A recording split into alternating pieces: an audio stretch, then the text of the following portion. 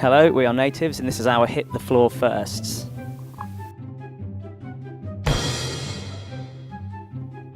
Probably my mum. When I was a little boy, going off to school. Bye, mum. Jim's mum. I've got to be a school disco, surely. I mean, I can't actually remember it, but I'd say it was a school disco. Like, it wasn't actually Jim's mum, sorry to disappoint. Yep, you're right, school disco, Ronan Keating, When You Say Nothing At All, was the soundtrack to it. Is it Ronan Keating, that song? My first kiss was Ronan Keating at my school disco. Yeah. Andy's story is brilliant, but mine is just classic, probably about 16, out with some friends, in a park, drank a lot of whiskey, threw it all up. It was horrible. So that was my story. Andy, yours is next level. Tell them. I was a little younger. Again, it was in a park. I'm not going to say how old I was, it's embarrassing. But me and a few friends raided our friends' parents' alcohol cupboard, which is standard procedure. And we had red wine and whiskey.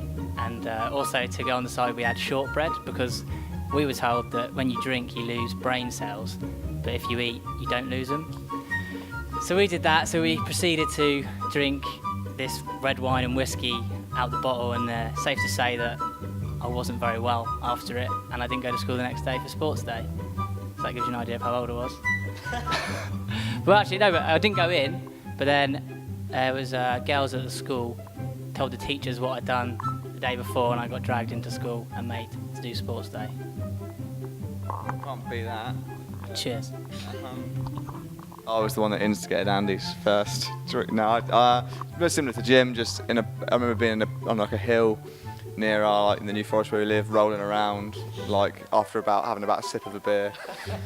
But yeah, I mean, I was too drunk to remember it, so couldn't really tell you much more than that. I don't know if that has happened yet. Like when we played in the Philippines at the start of the year, that was definitely a big moment for us. But I don't think we've.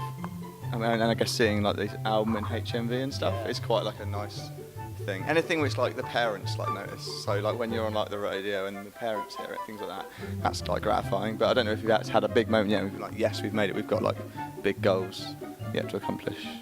Anything to add? No, you covered it all there. Yeah. No. There was a Starstruck, but a really cool sort of Starstruck moment was.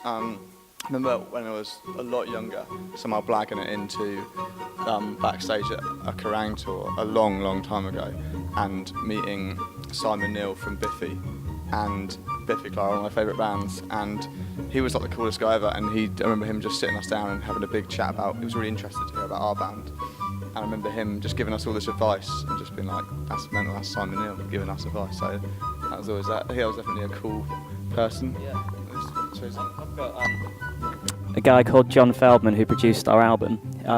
He used to sing for a band called Goldfinger, or still does, and they were like my favourite band, first band I ever got into. So yeah, I met him at Slam Dunk Festival, and then he ended up producing our album, and we're like friends now, which is weird. But yeah, that for me, that's my... I went to the World Music Awards once, and I didn't actually meet him, but Michael Jackson did throw his jacket into the crowd, and I was part of the scrum that tore it to shreds. Needless to say, I came away with nothing, but that was a moment when I thought that I'd never react like that, but I did, so I guess that is being starstruck. I've got all the stories today. You've won it again. Wow. The first song that I can remember writing like any sort of form of it, when me and Andy went to school together, and so we were in, I guess, a form of this band since we've been like, in school. And I remember the first song I can remember having a name was a song called Situation, and I could pick up the guitar and play it, but yeah, it was pretty much Blink-182 First Date, but played worse. But yeah, that was the first thing that I can remember writing. I was in a really rubbish band before this band when I was about 14, so it would have been, what was our big hit in the local scene? Anger Solves Nothing, the song was called. Yeah. It was a hit in the New Forest. So that was the first song I wrote. Yeah. A Situation with Jack. Cool.